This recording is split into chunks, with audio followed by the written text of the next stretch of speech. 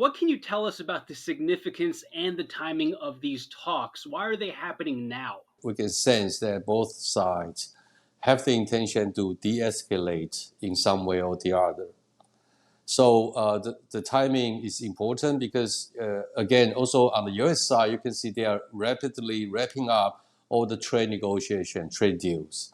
And that's among all the trade deals. Of course, this one with China is probably the highlight of the Trump's trade policy in the first year. Now, one of the things that Donald Trump said that is more substantive, he said that he's going to lower tariffs on China by about 10%. What do you make of that? The aggregated tariff against Chinese products is about 50, 55, 58%.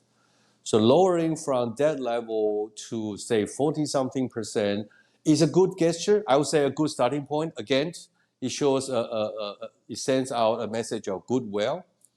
But in trade terms, 45% tariff is still a very, very high tariff. For many of the products, it's prohibitively high.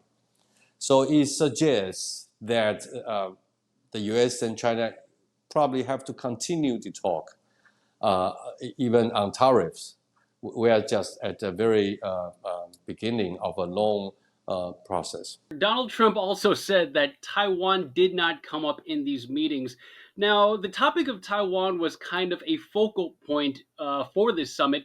What do you think the possibility of not discussing Taiwan is during this meeting? The outcome that Taiwan was never discussed in these tables also indicates that both sides prioritize trade, all the efforts to remove or lower the trade tension as the number one priority. For China, Taiwan is, of course, an important issue, but in terms of short-term priorities, Taiwan is not on top of China's list.